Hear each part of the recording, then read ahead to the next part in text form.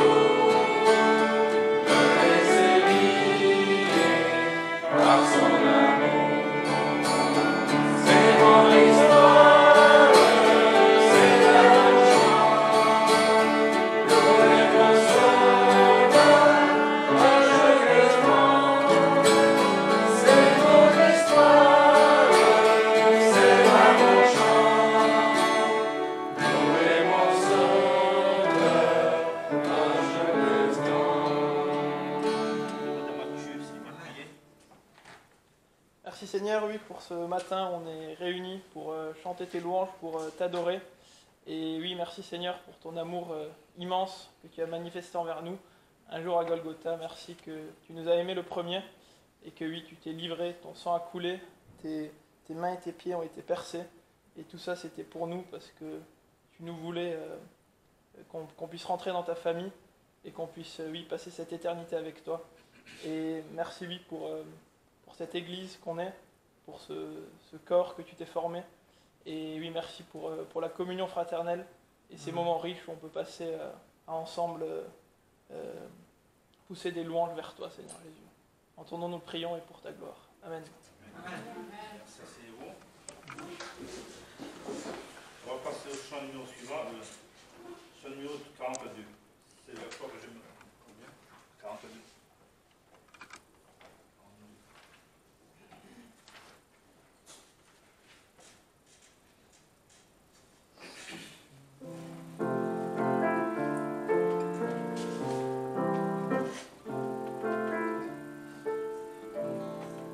Ensemble.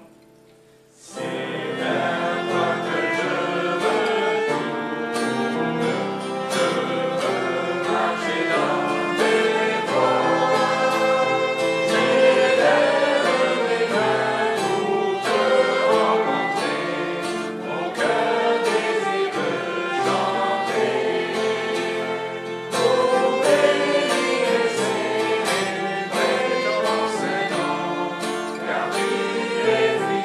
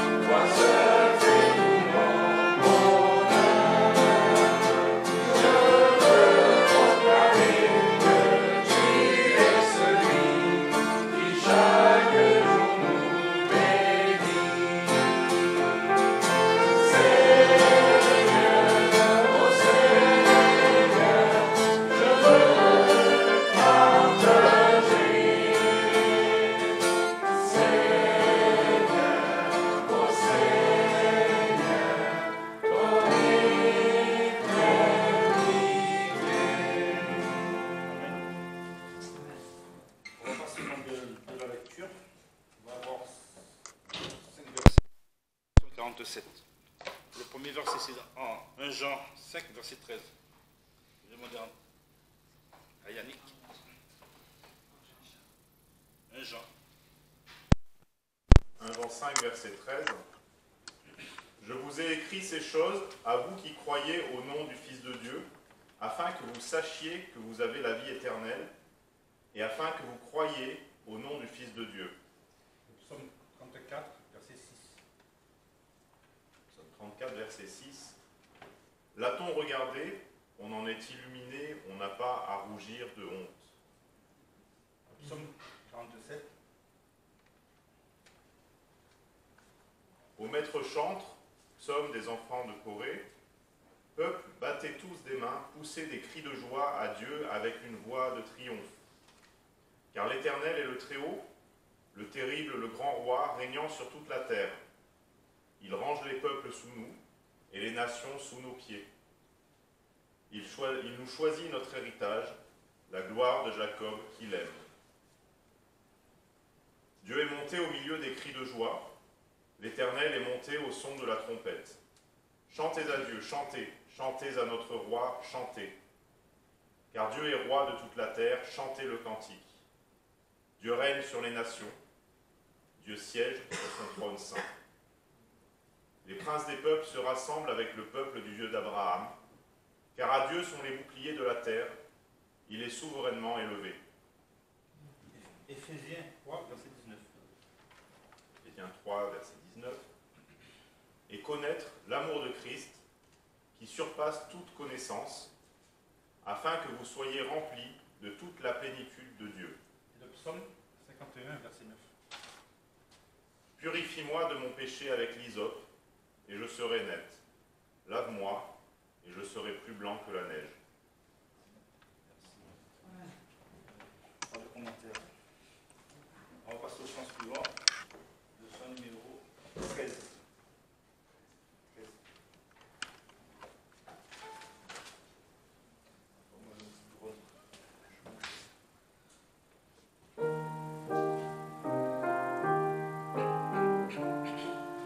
Ensemble. Ensemble.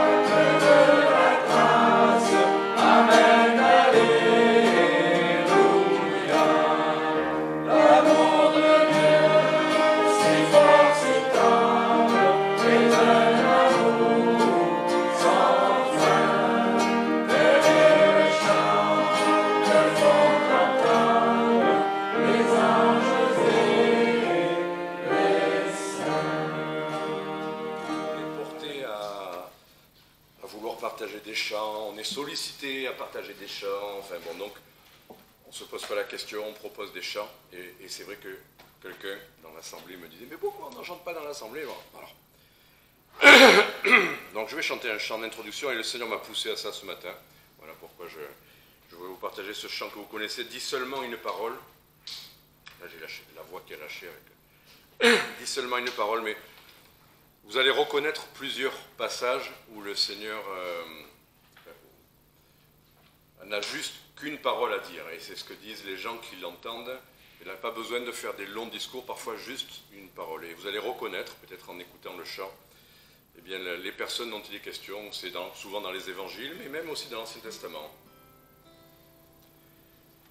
Dis seulement une parole, ton serviteur sera guéri. Juste un seul mot, simple parole, et ton enfant repart béni. Il me suffit d'une parole, pour toi je marche sur les eaux, ou bien je jette à ta parole mon vieux filet tout à nouveau. Ta parole est un souffle de vie, un seul mot de ta parole, et cela nous suffit. Comment laisser tomber à terre même une goutte de ton eau, quand d'un seul mot tu désaltères, redonne vie et vie d'en haut.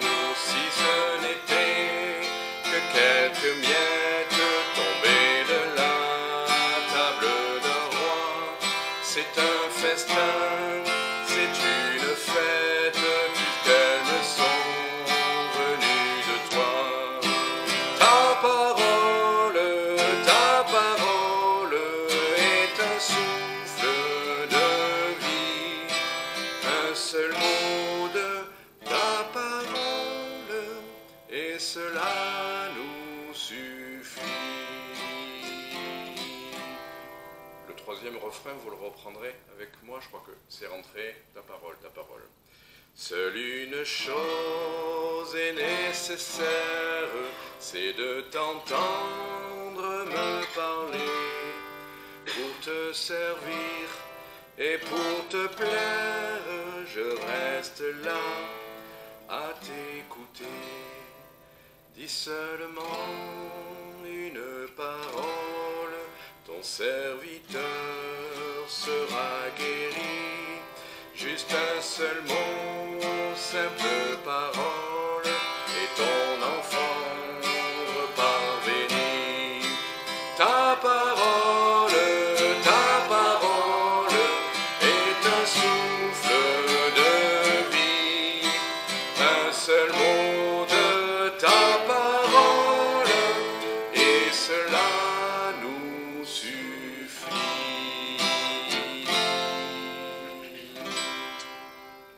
Psaume 62, je vais prier puis on va ouvrir ce texte.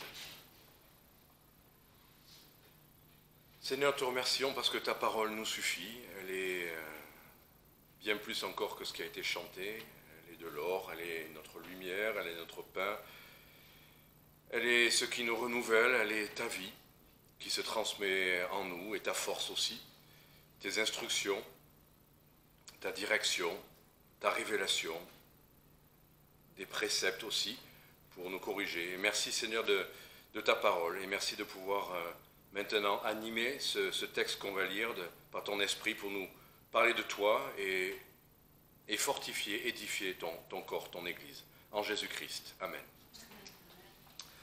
Psaume 62, ô maître chantre, selon Géduthune, psaume de David.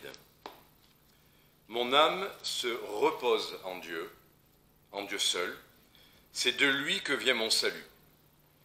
Lui seul est mon rocher, ma délivrance, ma haute retraite. Je ne serai pas beaucoup ébranlé. Jusqu'à quand vous jetterez-vous sur un homme pour le détruire tous ensemble, comme un mur qui penche, comme une clôture ébranlée? Ils ne font que consulter pour le faire tomber de son élévation. Ils se plaisent au mensonge. De leur bouche, ils bénissent, mais dans leur cœur, ils maudissent.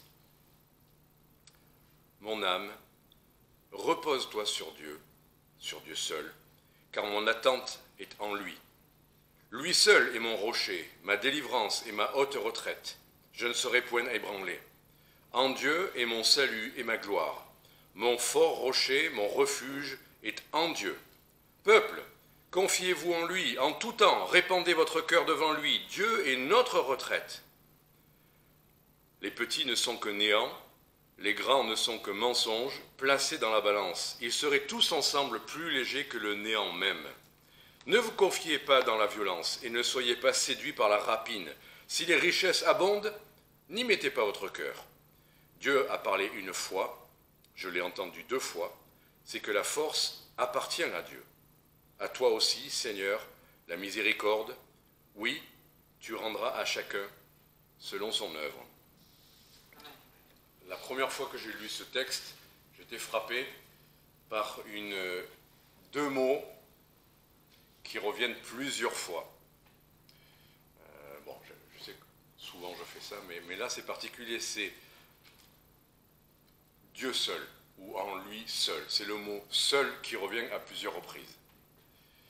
Parce que oui, on peut se confier en Dieu, mais aussi en d'autres choses pour arriver à nos fins ou pour obtenir ce qu'on veut obtenir.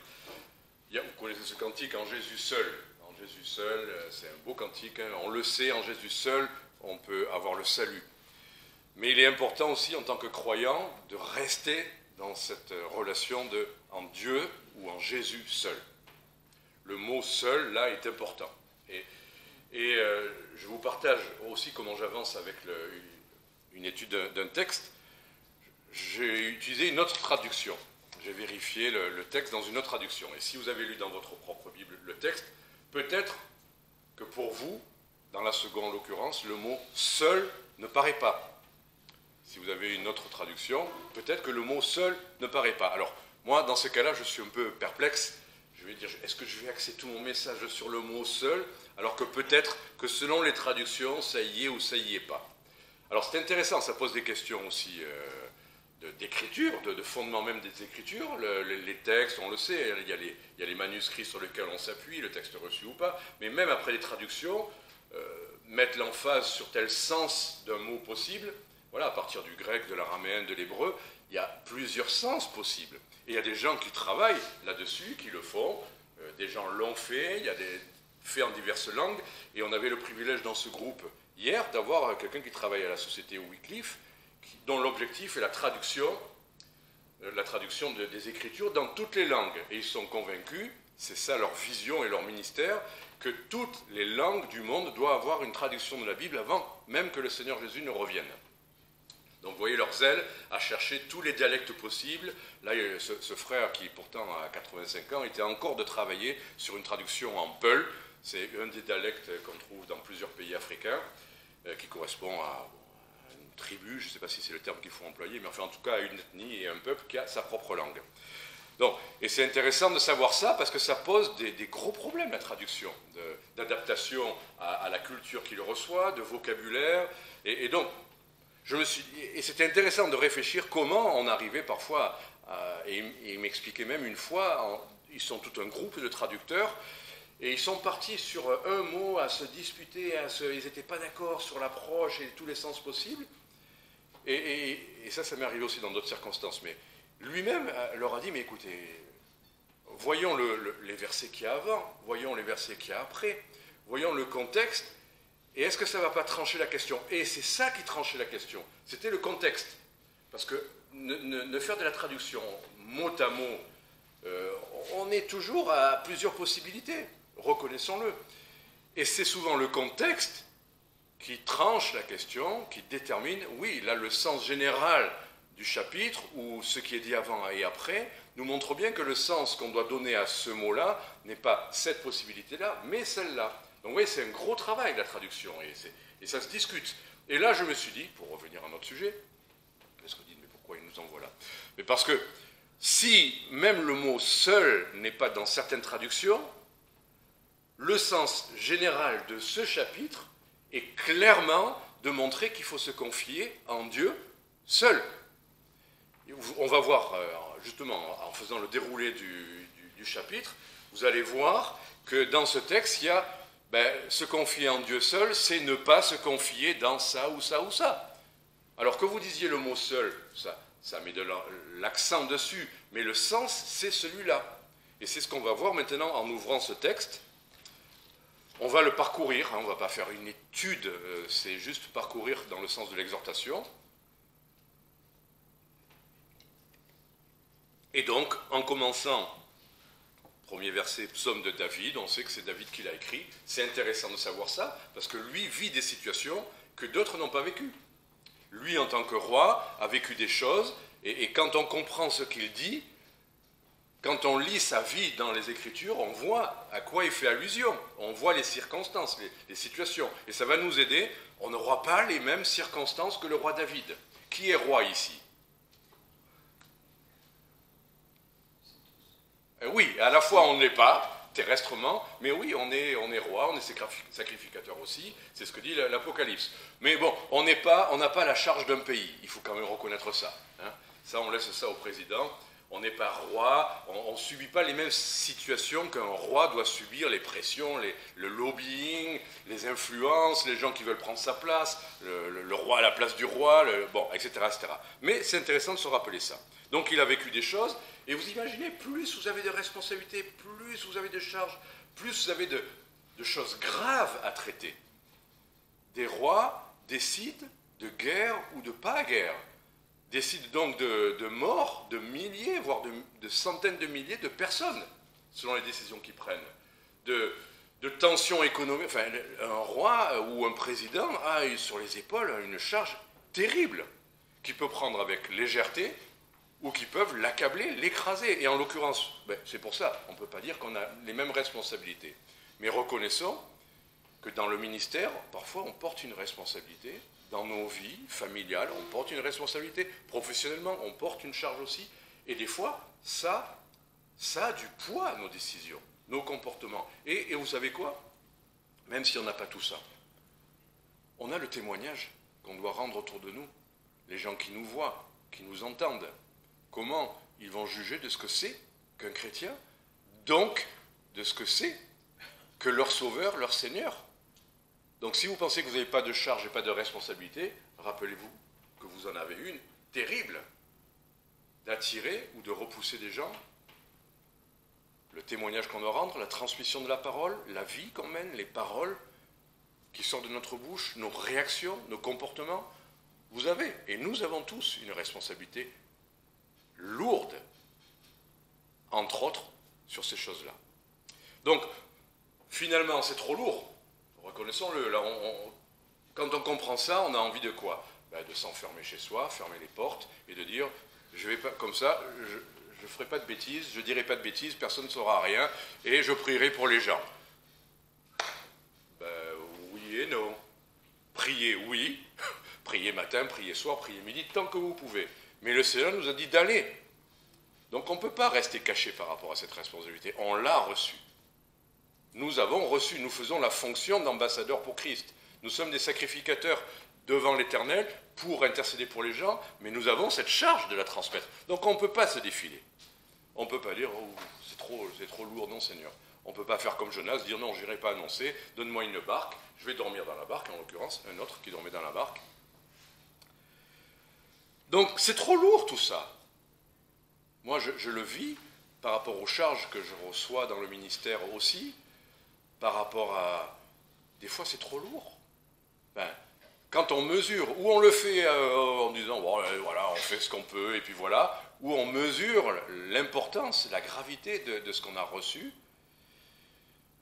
et on sait qu'on peut dire des bêtises, on sait parfois par certaines réactions qu'on peut être pas comme il le faudrait, on sait qu'au lieu de transmettre de l'amour, des fois on risque de transmettre de l'animosité ou de la colère si on n'est pas dans le bon état. Veillez sur nos cœurs. Est-ce que le Seigneur ne nous a pas confié une charge? On veille sur nos cœurs, pourquoi? Parce que c'est de lui que sortent les sources de la vie. Ou que sortent quoi? les mauvaises choses qui sont dedans. David disait, mets une garde à ma bouche. Donc, si vous pensiez que vous n'aviez pas de lourde charge, voilà, je vous ai mis un fardeau écrasant ce matin. C'est le début du message. Oui, mais parce qu'on ne peut pas faire comme si de rien n'était.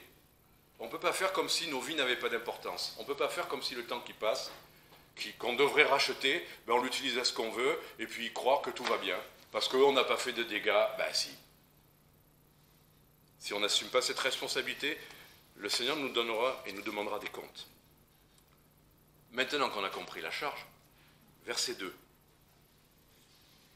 Mon âme se repose en Dieu seul. Le mot se reposer a deux sens. Il y a le sens du repos qu'on a tous compris, on aime bien ça, trouver le repos. Mais reposer sur, c'est aussi s'appuyer sur. Il y a les deux sens possibles. Mon âme se repose en Dieu, ça veut dire mon âme ne trouvera son repos que en Dieu. Mais mon âme s'appuie sur lui pour trouver ce repos. C'est pas l'un sans l'autre. Notre âme est réellement en repos en Dieu que quand elle se repose sur lui, quand elle s'appuie sur lui, quand elle se confie en lui. C'est exactement. Et là encore, si on s'en tenait qu'à ce psaume, on manque quelque chose de fondamental. C'est que là, c'est Dieu qui écrit sans cesse. Mais le chrétien ne trouve son repos qu'en Christ. Et un homme ne trouvera son repos qu'en Christ. On le sait pour le salut, et on va le voir. Mais vous connaissez ce verset dans Matthieu 11. Venez à moi, verset 28. Matthieu 11, 28. Voilà pourquoi Jésus ose dire, il ne dit pas « Reposez-vous en Dieu, mon Père ». Non, il ose dire « Venez à moi ». C'est Jésus-Christ qui le dit. « Venez à moi, vous tous qui êtes fatigués et chargés, et je vous soulagerai. » Alors, certaines traductions disent « Et quoi? Qu'est-ce que vous avez? Et vous trouverez du repos. » Mais en fait, je vous soulagerai déjà, c'est pas mal. Hein? Voilà, justement, c'était la suite. Mais je vous soulagerai déjà, le Seigneur le promet, c'est que déjà la charge ne va pas nous écraser. On ne va pas rester dans cet état de fatigue et de charge. Quand on est écrasé par une charge, on ne la porte pas vraiment, quoi. On se fait mal, on souffre et on la porte mal et on vacille. Mais voilà ce que le Seigneur dit, verset 29, « Chargez-vous de mon joug ». Pas le joug de la loi, pas le joug des gourous, pas le joug d'une religion. Jésus dit, « Chargez-vous de mon joug ». Même les églises parfois mettent une pression sur quelqu'un. Une église a une attente. Il faudrait que le pasteur soit comme ci, que la femme du pasteur soit comme ça, que les enfants du missionnaire soient comme ci, que les anciens soient comme ça, que le diacre fasse ça, que le musicien soit comme ça, que les gens donnent ce qu'ils doivent donner, etc. etc. Donc, et des fois, on se met des jougs les uns sur les autres. Et le Seigneur dit, bon, charge-toi de mon joug. Paul disait, il ne cherchait pas à plaire aux hommes. Il ne cherchait pas à faire plaisir aux gens. Il ne cherchait pas à répondre aux attentes des gens. Il était berger, et oui, il avait des choses à faire pour les brebis, mais devant Dieu, ce qu'il avait à faire. Il y a des choses que parfois je ne fais pas. Je sais que quelqu'un aimerait bien que je fasse ça. Et il y a des fois des coups de fil que je ne donne pas. Il y a des fois des situations où je vais faire plutôt de la musique qu'aller débarrasser les tables. Oui. Parce qu'on sait quelle charge le Seigneur nous a confiée. Et en faire une autre, ou ne pas faire celle qu'il nous a confiée, ce n'est pas le joug du Seigneur. Donc le Seigneur dit, chargez-vous de mon joug, apprenez de moi. Apprenez de moi. Ça veut dire quoi? Encore deux sens. Écoutez-moi. C'est moi qu'il faut écouter. N'écoutez pas tout le monde. Apprenez de moi. Mais ça veut dire aussi, apprenez de moi comme un exemple. Inspirez-vous de moi. Voyez comment on doit réagir. Voyez, lisez dans les Écritures, dans les Évangiles. Inspirez-vous de moi. Apprenez de moi. Et c'est pour ça qu'il dit, parce que je suis doux et humble de cœur. Des fois, on se dit ça en se disant, bah, ça va être sympa. Comme il est doux et humble de cœur, il va me donner des instructions pas trop difficiles, de la bonne manière. Il ne va pas être autoritaire, il ne va pas trop mettre la pression. Voilà, il est doux et humble de cœur, c'est bien de savoir ça. Mais non, mais déjà, apprenez de moi dans le sens où je suis doux et humble de cœur, ben vous devriez être doux et humble de cœur aussi. Pas être dur, pas être cassant, pas être dominant, pas être, voyez, et humble. Et on se bagarre sans arrêt avec ça, non? Vous avez des soucis avec l'humilité ou pas? Non, ça va. On n'ose pas répondre à cette question-là. Hein. Moi, je suis humble, il n'y a pas de souci avec ça. Là, on ne m'aura jamais sur ce critère-là. Quelqu'un me racontait récemment que quelqu'un lui disait ça. Non, ça va, moi, l'humilité, waouh. Si vous n'avez pas peur d'être orgueilleux, ben, ayez peur d'être orgueilleux. Vous savez, le Seigneur nous fait passer parfois dans des choses. Pourquoi il a donné une écharde à l'apôtre Paul? Pour qu'il ne s'élève pas au-dessus des autres. Quand on a des ministères publics ou avec beaucoup de responsabilités, il y a un risque de s'enorgueillir un peu. Quand on fait des choses très bien, qu'on réussit, il y a un risque aussi. On va dire, mais non, c'est pour le Seigneur. Mais vous savez quoi, on peut faire des choses pour le Seigneur et après récupérer un tout petit peu de la gloire pour soi, du plaisir de... Oh, tout le monde a bien aimé ce chant, tout le monde a bien écouté. Oh, il y a des gens qui avaient l'air vraiment contents. Et oh, c'était bien ton cantique. Gloire à Dieu, mais ça fait du bien ça quand même. Et puis il y en a un autre qui va passer derrière, qui va dire, mais ta tonalité, c'est trop, on ne peut pas le chanter. Et une deuxième qui dit, ouais, mais c'est toujours les mêmes accords et tout ça. C'est bien, prenez tout. Enfin, prenez les critiques, acceptez-les, très bien. Tout ça pour dire, il y a un danger dans tout ce qu'on fait. Quand on porte une charge, il y a un danger. Quand on le fait bien, le Seigneur dit, je suis doux et humble de cœur. Il n'y avait rien pour son orgueil. Il aurait pu. Mais non, apprenez de moi la douceur et l'humilité. Et, ben voilà, comme le disait notre frère, le résultat c'est quoi? Et vous trouverez le repos de vos âmes. Dans le perfectionnisme, on ne sera jamais dans le repos. Ah si, quand on a tout parfaitement fait, que tout le repas est parfait, que toute la chanson, chaque note et tout, oh là là, la voix était bien. Non, il y aura toujours quelque chose qui ne va pas. Cherchez pas l'excellence dans le ministère, cherchez l'obéissance. Faites du mieux que vous pouvez, travaillez de mieux en mieux, le Seigneur nous demande ça. Mais vous ne serez jamais satisfait si vous êtes perfectionniste. Il faut l'être, viser à faire au mieux. Mais c'est dans le repos, dans le Seigneur, d'avoir fait ce qu'il nous a demandé. C'est là qu'on est dans le repos. Pas dans le travail bien fait. Et combien on a vu ça dans plein de circonstances à Aix avec Jean-Paul, quand on travaillait sur les traités, travaille très bien. Pour lui, c'était plus difficile que pour moi, parce que lui, il me supportait. Mais on aimait ça. On arrivait à des résultats, et après coup, il y avait toujours... Pourtant, on y a mis du temps et du soin, et il y avait toujours... mais on n'a pas vu cette lettre au milieu, cette faute d'orthographe. On ne l'a pas vue, mais pourtant on a passé... Le Seigneur se charge de ça, pour nous garder, pour nous soulager même, je dirais, d'enfler. Bon, et vous trouverez le repos de vos âmes, car mon joug est aisé et mon fardeau léger. Oui, le Seigneur ne va pas vous en demander trop. Si vous demandez d'être perfectionniste, soyez-le. Si vous demandez d'aller au bout des choses, de faire un traité comme il faut, de mettre les notes exactement comme il faut, de jouer à l'instrument comme il faut, de faire que ça ne tombe pas en panne, ben il en faut un deuxième. Et faites tout pour que ça soit bien fait. Mais le repos est dans le Seigneur. D'avoir fait sa part, au mieux. Ne vous occupez pas de c'était parfait, c'était pas parfait. Le repos est dans le Seigneur, d'avoir obéi à ce qu'il nous demandait. Donc revenons au psaume.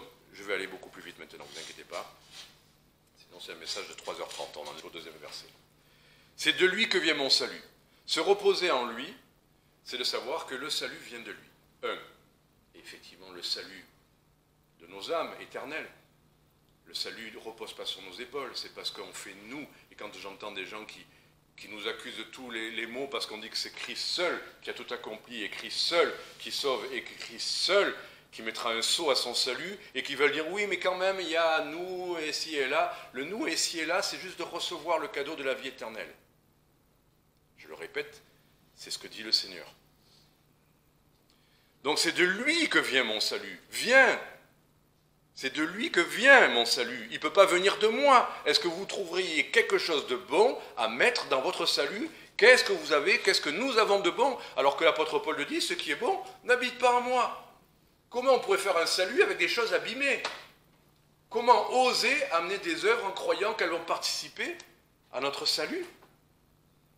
Mais on les met à côté de l'œuvre de Christ à la croix, qui a tout accompli, qui est mort, qui nous a aimés parfaitement, et on va dire, oui, mais moi je t'ai fait un petit gâteau aussi, tiens. Qu'est-ce qu'on peut apporter? Voilà pourquoi il dit, ça n'est pas par les œuvres, afin que personne ne se glorifie. Le salut vient de Dieu, vient de Jésus-Christ, et ça n'est que par grâce. Et rien, aucun mérite, aucune fidélité, aucune obéissance ne rajoute rien, n'améliorera en rien l'œuvre accomplie de Christ. C'est de lui que vient mon salut. Et ça me suffit. Et ça sera toujours de lui. Et je vieillirai, ça restera de lui. Et je mourrai, ça sera de lui que viendra la grâce qui me prenne à ses côtés. Mais c'est aussi la même idée, c'est de lui que vient mon salut. Rappelons-nous que c'est le salut éternel, mais c'est aussi, on peut être dans des circonstances parfois où on se sent en détresse, où on se sent en danger. Il y a un frère qui nous a partagé quelque chose, un souci qu'il avait avec une administration. Il disait, je suis dans le rouge, il parlait financièrement, je vais être obligé de vendre ma voiture, je ne sais pas comment faire, si je ne suis pas aidé. Là, il est dans une détresse où il a besoin d'un Dieu qui le sauve de cette circonstance-là, d'une manière ou d'une autre. Donc là, la prière, c'est pas « viens m'aider », non, c'est « à l'aide, Seigneur », mais dans le sens « sauve-moi ». Est-ce que ça vous arrive, des circonstances comme ça? Si ça ne vous est pas arrivé, ça vous arrivera. Des fois, on hésite à s'engager dans les grandes eaux pour ne pas avoir des circonstances comme ça. Mais si le Seigneur vous a dit, maintenant tu vas plus loin, tu seras dans des circonstances qui te dépassent, où tu seras obligé de crier à moi, mais gloire à Dieu, tu verras ma délivrance. Et tu verras le Dieu de ton salut, pas juste l'ami qui te tient la main, et qui t'aide, et qui te console. Lui seul, verset 3, est mon rocher. Là, il y a plusieurs expressions. Mon rocher, ma délivrance, ma haute retraite. Rocher, délivrance, haute retraite. Voilà ce que vous pouvez attendre du Seigneur, quelles que soient les circonstances, quels que soient les dangers, quels que soient les temps à venir, les épreuves à venir. Rocher, haute retraite, délivrance. Amen. Je vous parlais tout à l'heure du temps de la Réforme, quand les chrétiens fuyaient, se réunissaient la nuit dans les Cévennes, se cachaient dans des cavernes, littéralement, comme David. Si vous allez dans les Cévennes, musée du désert, vous allez comprendre que quand ils chantaient ça, ils le vivaient littéralement. Il leur fallait des cavernes, il leur fallait des rochers pour se cacher des dragonnades. Mais ils se confiaient en Dieu seul, et ils se réunissaient la nuit. Ils parcouraient des kilomètres pour se retrouver dans une petite clairière, pour entendre un message de l'Écriture, et ils rentraient chez eux au petit matin. Jonathan, ce que tu as fait là, ben c'est bien, ça te préparera peut-être te préparer un jour où il faudra, pour adorer le Seigneur, peut-être partir à 5 heures du matin de là où on avait. Et oui, ça peut arriver. Là, verset 3, il dit « Je ne serai pas beaucoup ébranlé ». J'aime bien qu'il y ait le « pas beaucoup ». Parce que reconnaissons humainement que quand on est dans des circonstances comme ça, on est ébranlé. Celui qui ne l'est pas, oui, effectivement, il doit dormir dans la cale. Il préfère pas voir ce qui se passe. Mais on peut être ébranlé. Évidemment, émotionnellement, on va se retrouver dans des circonstances, si on fait l'œuvre de Dieu, et évidemment que le Seigneur va permettre des épreuves, des circonstances, des attaques diverses, des difficultés qui vont nous ébranler. Et avec Yannick, hein, on était dans la même chambre tous les deux. Au début, on devait être 5, et puis comme il y avait une chambre libre, on a dit « Ah, si on peut être 2, seulement c'est bien ». Bon, on était tous les deux. Mais il y a eu des circonstances où on a eu besoin, on s'est mis ensemble et on a prié pour ne pas rester dans cet état. On était ébranlés pour telle et telle chose, chacun pour ses raisons propres. Ça nous arrive. Mais on n'accepte pas ça en disant « Ah, ça y est, ah là là », et puis on se couche, on s'endort et on se réveille dans cet état. On a prié simplement, on a considéré que Dieu était notre source de retraite, de délivrance, de salut. On ne voulait pas rester comme ça. Alors peut-être prier seul, peut-être prier à deux, c'est encore mieux, moi je trouve, si on est un couple, si on peut, si on est des amis, Il faut, pour ne pas être beaucoup ébranlé. Après, il faut un petit moment pour se remettre. Mais il faut reconnaître ça aussi, qu'il faut des fois y revenir, reprier, lire votre Bible, vous reposer, peut-être vous mettre à l'écart. Voilà, il ne faut pas rester dans cet état de complètement ébranlé, titubant. Non, on reconnaît le choc, on reconnaît les déséquilibres, mais on cherche après à se rééquilibrer. Et on n'est pas beaucoup ébranlé. Et là, il va nous expliquer, à partir du verset 4, ce qui lui arrive à lui. Ce qui peut nous arriver à nous symboliquement, je crois aussi. Jusqu'à quand vous jetterez-vous sur un homme pour le détruire tous ensemble, comme un mur qui penche, comme une clôture ébranlée. Ça vous dit quelque chose, ça? De vous sentir comme une clôture. Hein. Moi, je ne suis pas le mur de Jéricho de 7 mètres d'épaisseur, que les épreuves viennent s'écraser contre moi et je reste inébranlable. Moi, je me sens parfois un peu comme un mur qui penche, comme une clôture ébranlée, sur le point de vaciller, non, déjà vacillant et sur le point de m'effondrer. Mais à ce moment de sur le point de, c'est pas de dire, bon, ben alors voilà, et je me laisse tomber par terre et je m'affale, et voilà, Seigneur, je suis encore tombé. Non, à ce moment-là, on fait appel au Seigneur, pour qu'il ne nous laisse pas nous avachir, nous effondrer. Et là, bon, c'est des hommes qui se jettent sur lui. David, c'était littéralement des gens qui voulaient sa mort. Même sa propre famille, même ses fils, pas qu'une fois. Même des généraux, ses amis d'autrefois, qui l'attaquaient, qui complotaient contre lui. Donc ils se jetaient contre lui, ils voulaient qu'il tombe. Verset 5, ils ne font que consulter pour le faire tomber de son élévation. Ils ne supportaient pas qu'il soit roi. On va le faire tomber. Je croyais que c'était français ça, mais en fait manifestement même en Israël c'était comme ça. Celui qui est dans le sens celui qui est en haut. En France on m'avait dit ça en Afrique, enfin, mais en France on ne supporte pas les têtes qui sortent. On supporte, on les coupe d'ailleurs. Vous vous rappelez la Révolution. On n'aime pas l'autorité. On n'aime pas les gens qui décident. On n'aime pas. Et vous voyez, chaque fois qu'il y a quelqu'un qui est en charge de responsabilité de décision, il a toujours un corps d'opposants. C'est le parti d'opposition, c'est systématique. Dans les entreprises, c'est comme ça, dans les familles, ça peut l'être, je ne sais pas. Mais en tout cas, c'était comme ça pour un roi. Quoi, mais de quel roi? Pourquoi tu déciderais toi? Mais je suis roi, je suis là pour... Non, mais de... Et on cherche, voilà. Ils ne font que consulter pour le faire tomber de son élévation. Ça arrive des fois dans les églises aussi. Les responsables, allez, il dépasse trop, on va s'occuper de lui. Malheureusement, ça arrive. Ils se plaisent au mensonge. On se dit, mais pas dans les églises quand même. Il y a des fois. Des circonstances, c'est assez terrible, où des gens fomentent, veulent renverser. Mais c'est toujours avec des bonnes intentions, bien sûr. Hein. C'est parce qu'il faut tomber celui qui est dominant. C'est pas bien d'être dominant. C'est vrai que c'est pas bien, la Bible le dit. Hein. Mais des fois, les moyens ne sont pas très chrétiens. Il y en a qui se plaisent au mensonge. On se dit, mais pas des chrétiens. C'est pas des mensonges, c'est peut-être des exagérations. Enfin bon, voilà, allez, on ne va pas s'éterniser là-dessus. De leur bouche, ils bénissent, mais dans le cœur, ils maudissent. Ah non, ça, c'est pas possible. Quand on vous fait trop de compliments, faites attention. Celui qui fait le plus de compliments, c'est pas nécessairement celui qui le pense le plus. Alors que celui qui va vous dire, ah oui, non, mais ta chanson, là au moins vous êtes tranquille, il ne dit rien dans votre dos, il vous dit ce qu'il pense, et c'est très bien, voilà, si vous avez aimé ça, pas content de ci, pas content de... C'est très bien, pourquoi pas le dire? Avec douceur, si c'est vraiment dans le but d'améliorer les choses, très bien, très bien. Mais se consulter avec d'autres, oui, tu n'as pas pensé que... Tu n'as pas trouvé que, quand même... C'était un peu... Ben, va lui dire. Je ne dis pas ça que pour les pasteurs, pour tout le monde. Hein. Va lui dire. Parlez-en, d'abord, gentiment. Prie avant, que ça ne soit pas dans la colère, ou...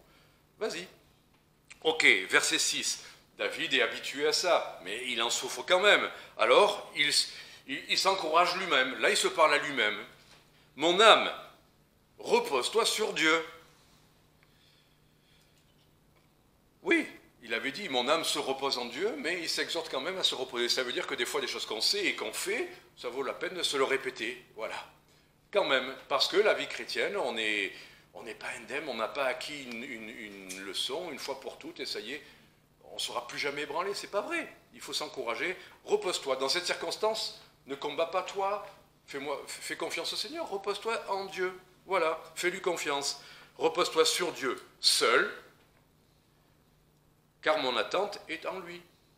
Fais-lui confiance à lui, qu'il défende, qu'il justifie, qu'il fasse que la personne qui va dire ça, peut-être que quelqu'un le lui dise, ou que le Seigneur s'en charge. Voilà. Fais confiance au Seigneur, sinon c'est... Des fois on se dit, mais les psaumes, on a l'impression qu'il est paranoïaque. Il n'y a que des ennemis partout qui complotent. Non, c'était vrai. Hein. C'était vrai. Donc pour nous, peut-être que nous, on peut l'être un peu parfois, on s'imagine des choses. Donc en remettant ça au Seigneur, on s'est déchargé, et on aime les frères et les sœurs, et on soupçonne personne de quoi que ce soit. On se repose dans le Seigneur, et on peut aimer les frères et les sœurs, quoi qu'il en soit, tout en étant prudent. Bon, car mon attente est en lui. Verset 7, lui seul est mon rocher. Donc on y revient. Lui. Il répète exactement la même phrase. Des fois, on a besoin d'entendre 2 fois la même chose. Hein. Exactement la même, parce qu'on a du mal à assimiler, à accepter, à digérer, à faire sienne réellement une promesse du Seigneur. Voilà, lui seul est mon rocher, ma délivrance, ma haute retraite.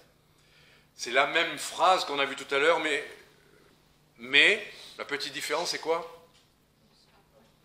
Là, je ne serai pas ébranlé. Point. Ah, il y a un progrès. Donc finalement, d'entendre 2 fois la même chose, d'être confronté 2 fois à la même épreuve. Alors on dit, mais pourquoi Seigneur, je suis déjà passé par là, pourquoi il m'arrive encore ça, et encore ça, et encore ça? Mais t'inquiète, c'est que finalement, ta réaction à ça va faire que tu ne seras plus ébranlé à la fin. À force, tu n'es plus ébranlé. Regardez les rugbyman, quand ils se rentrent dedans, on se dit, mais comment ils font pour...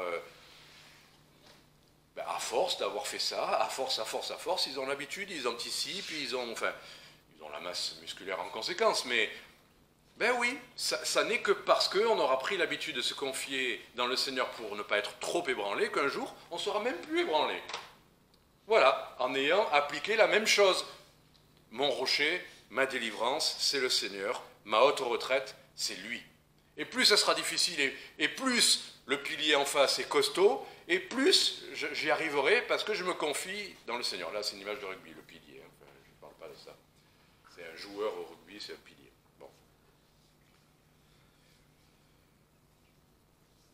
Mon refuge est en Dieu. Voilà, verset 8, c'est la même chose. En Dieu est mon salut et ma gloire. Mon fort rocher, mon refuge est en Dieu. Rappelez-vous que vous pouvez voir Christ en Dieu là. C'est Christ qui est le rocher. Vous vous souvenez, Christ est un rocher qui nous suit. C'est pas un rocher... Voilà, on a vu beaucoup de rochers. D'ailleurs, on pourrait en parler de ça encore. Hein. À la montagne, le rocher, ça s'appelle l'endroit. Mais parce que vous avez des blocs, vous ne comprenez pas, mais comment ça se fait qu'il y ait un bloc gros comme une maison planté en plein milieu d'un champ? Comment ces rochers sont arrivés là? Alors, on pourra parler de l'époque de l'arche de Noé, de tout ça, mais malgré tout, que c'est tombé de la montagne. Mais vous avez des blocs, des rochers, c'est incroyable la taille que ça a, et qu'est-ce que ça fait là? Ben, dans le désert, il y avait un rocher qui suivait Israël. Et c'était de ce rocher-là que jaillissait l'eau, qui allait les abreuver. Le Nouveau Testament nous dit à nous chrétiens que Christ est notre rocher, et qu'il nous suit. À la fois nous devons marcher avec lui, mais le Seigneur a promis, je suis avec vous tous les jours. Le rocher est toujours là, toujours accessible. Que vous soyez dans un train, que vous soyez dans un bateau, dans une tempête, que vous soyez à votre travail, le rocher est là. Voilà pourquoi, comme il vous suit, vous pouvez faire appel à lui pour tous vos besoins, pour toutes vos délivrances. Il est un fort rocher. Ce n'est pas un petit caillou, le Seigneur Jésus. C'est un fort rocher. On peut se trouver appui, abri, ombre, protection, force en lui.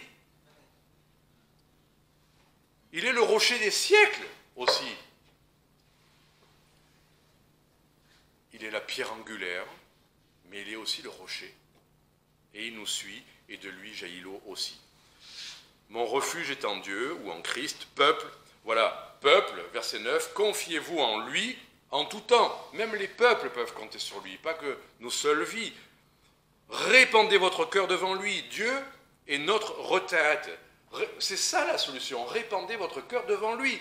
Vous êtes troublé, vous pensez qu'on vous en veut, qu'on vous fait du mal, ou je ne sais pas quoi. Quel que soit le danger, répandez votre cœur en lui. Reconnaissons que quand on a un conjoint, je ne sais pas si vous faites ça dans les couples, mais quand vous avez une épreuve, vous avez traversé plusieurs épreuves, vous arrivez à la maison, qu'est-ce que vous faites? Vous partagez ça avec votre conjoint? Il y en a un qui dit oui. Je dis oui, pauvre Mylène, à qui je partage la plupart des choses, enfin des épreuves. C'est un privilège d'avoir quelqu'un de confiance à qui on peut dire ces choses qu'on a traversées, qui ne jugera pas, qui va prier avec nous, qui va être à nos côtés, qui va pas dire obligatoirement « Oh là là, ils sont tous méchants, toi tu es gentil ». C'est notre conjoint, il nous connaît. Elle sait qu'on n'est pas indemne ou toujours gentil, qu'on a peut-être des fois une part de responsabilité dans les circonstances. Mais peu importe. Vous savez que si elle vous le dit, c'est avec bienveillance. N'est-ce pas? Il y en a un qui dit oui. Tous disent oui. Tous ont dit oui, bien sûr. Mais malgré tout, même si on a le privilège d'avoir quelqu'un à nos côtés à qui on peut dire ces choses-là, avant tout, c'est répandez votre cœur devant lui. Cette personne-là va peut-être vous apporter... Oui, ça vous a fait du bien de lui dire. Mais elle ne pourra pas vous aider dans tout. Elle ne saura pas exactement qui a tort et qui a raison, qui la part de responsabilité, elle ne sait pas tout. Mais le Seigneur sait tout. Amen. Comprend tout. Vous dira votre part de responsabilité et vous dira non, là tu exagères, tu surdimensionnes des choses. Ou au contraire dira attention, tu as pris ça à la légère, c'était sérieux, c'était grave. Attention. Donc c'est à lui qu'on décharge notre cœur, parce que lui il saura quoi nous dire. Il nous comprendra, il nous aidera, il nous conseillera, il nous consolera ou nous corrigera, ou les deux. Des fois, c'est les deux. On a besoin des deux. Dieu est notre retraite. Voilà, verset 10. C'est pour ça que je vous disais, on peut avec assurance dire que c'est Dieu seul, même s'il n'y a pas le mot, parce que là, il nous explique ce que seraient les autres choses dans lesquelles on trouverait refuge ou de l'aide. Là, il nous explique que le Dieu seul, ça veut dire ne pas se confier dans. Là, c'est assez imagé. Les petits ne sont que néants. Ce n'est pas que Dieu méprise les petits, il aime les petits. Il aime les enfants, il aime ce qui est petit. Mais là, il dit, les petits ne pourront pas t'aider plus que les grands. Les petits ne sont que néants. Vous voyez ce que je veux dire? Il faut faire attention des fois au contexte. Hein, parce que... Là, de dire les petits sont que néants, vous le sortez du contexte et vous dites « Ah, vous voyez, Dieu méprise les petits, il aime que les grands, que les rois, que les seigneurs. » Non, là, il dit « Même les petits ne pourraient pas vous aider. » Pourquoi on pense les petits? Peut-être dans le nombre, je ne sais pas quoi. Qu'est-ce qu'on va chercher auprès des petits?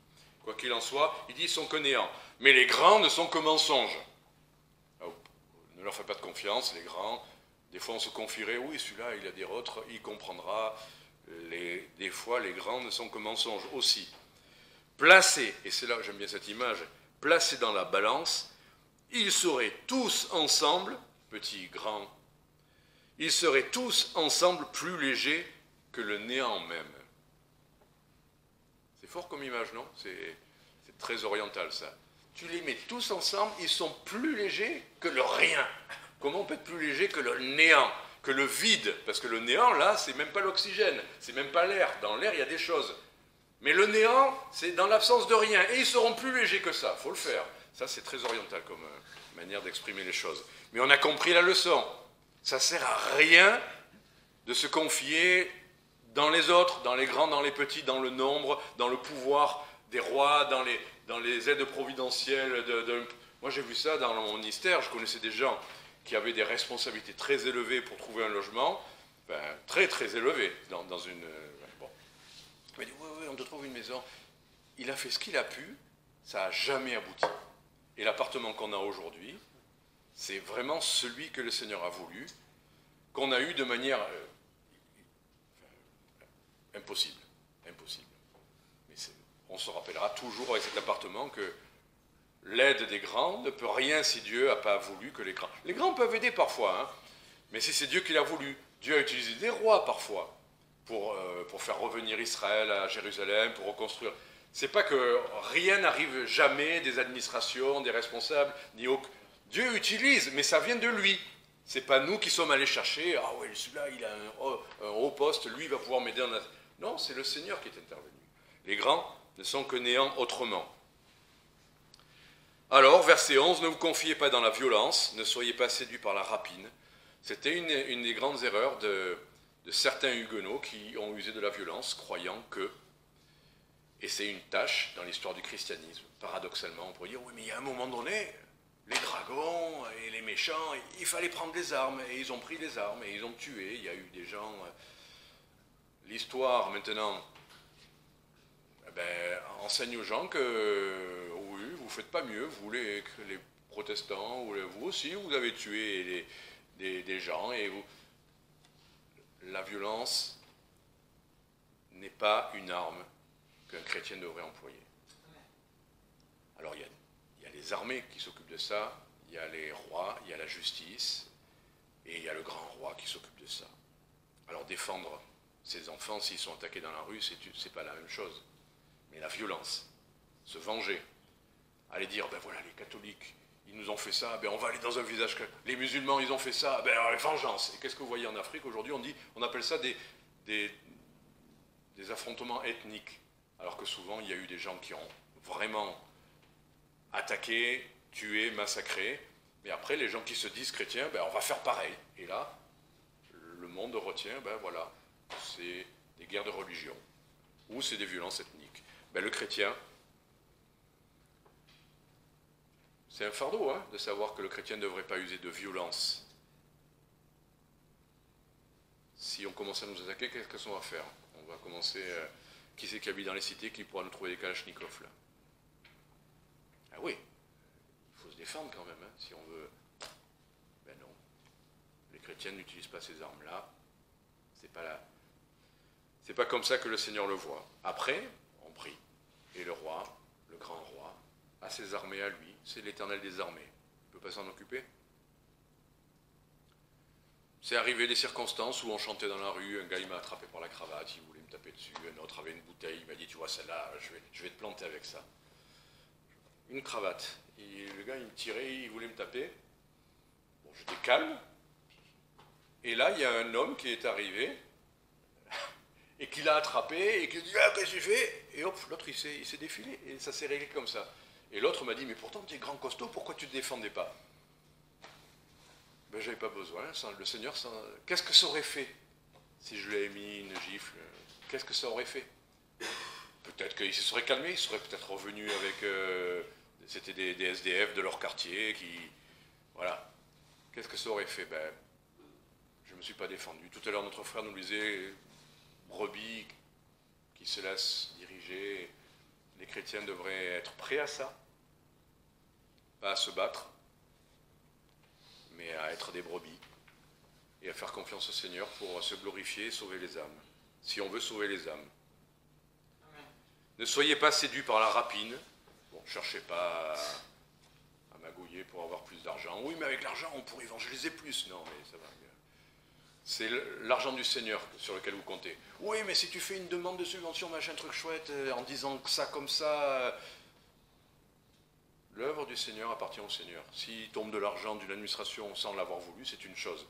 Mais commencer à changer les choses pour avoir des ci, des là... Oh, fais confiance au Seigneur. Il a dit, c'est moi qui... À moi l'or et l'argent. Depuis 1995, on dépend du Seigneur pour nos besoins. Avec Mylène, j'ai dû travailler, des fois j'ai pas travaillé, des fois on a eu une maison pour beaucoup moins... Enfin, on n'a jamais manqué. Aujourd'hui on a une belle voiture. Mais parce que surtout elle est grande et qu'on peut transporter du monde. On a eu cette voiture-là, moi j'ai mis ma Dacia, hein, on peut le dire. Ça me dépasse tout ça. Mais le Seigneur sait c'est à lui l'or et l'argent. Et ce qu'il veut, au moment où il le veut, de la manière qu'il le veut, il pourvoit. Ça ne veut pas dire qu'on va avoir tous des belles voitures. Hein. On n'en avait pas besoin jusque-là. Là, pour le ministère, il y avait besoin de certaines choses. Pour mon dos, ça après, je ne cherche pas à m'excuser, hein, mais pour dire, si les richesses abondent, ben, n'y mettez pas votre cœur. Voilà. La voiture, dès qu'on l'a achetée, on est rentré dans une autre voiture. Mais alors, à 2 jours près, quoi. Bon, ben voilà, elle a une petite rayure. Ça ne me rend pas malade, hein. Ça ne vous rendra pas malade qu'on ait une petite rayure. N'y mettez pas votre cœur, le tout. Vous avez pas une plus grosse voiture, une petite voiture, un appartement, un canapé, ou je ne sais pas quoi, vraiment. On n'y met pas notre cœur, c'est ça qui compte. Il y a des chrétiens qui ont été riches parfois, mais ils ont été généreux, et ils ont donné à la hauteur, et même plus qu'à la hauteur de ce qu'ils gagnaient. N'y mettez pas votre cœur. Le Seigneur s'occupera de vos besoins. Des fois vous vivrez avec très peu, des fois vous vivrez avec plus. Paul l'a dit. Il a dit, des fois j'avais beaucoup, des fois j'avais moins, des fois je manquais, mais des fois j'avais plus que nécessaire. Ben voilà, j'ai appris à être content dans l'état où je me trouve. Et on termine, Dieu a parlé une fois, on a vu ça littéralement, hein. Dieu a parlé une fois, et je l'ai entendu 2 fois. Comment Dieu fait ça? Il nous parle une fois, et on entend 2 fois. Il y a un écho. Comment? Oui, parce que Dieu a parlé une fois, de toute façon c'est écrit, et combien de fois il va nous reparler? Avec le même écrit, avec le même verset, ma grâce te suffit. Combien de fois vous l'avez entendu, ma grâce te suffit? Il a parlé une fois, et vous l'avez entendu au moins 10 fois, 20 fois. Mon Dieu pourvoira tous vos besoins. Dieu l'a dit une fois, et on l'a entendu 50 fois. Ne crains rien, fortifie-toi et prends courage. Il l'a dit, bon, il l'a dit plusieurs fois, mais on l'a entendu combien de fois? Et c'est précieux. Et c'est quand même si Dieu l'a dit une fois, on l'a entendu plusieurs fois, et c'est valable. Et c'est tout à fait valable, c'est que la force appartient à Dieu. C'est que la force appartient à Dieu. Et ayant entendu tout ça, on fait appel à lui, on est ébranlé, et on est tous surpris que les forces reviennent. La force appartient à Dieu. La communion avec Dieu nous donne la joie, la paix, mais vous savez quoi? Il peut même donner de la force. Et une force qu'on n'imagine pas pour faire des choses où on se pense incapable. La force et la capacité, d'ailleurs. La force appartient à Dieu. Voilà pourquoi il y a aussi ce verset qui dit que tel ou tel ministère, notre capacité, elle ne vient pas de nous, au contraire, elle vient de Dieu.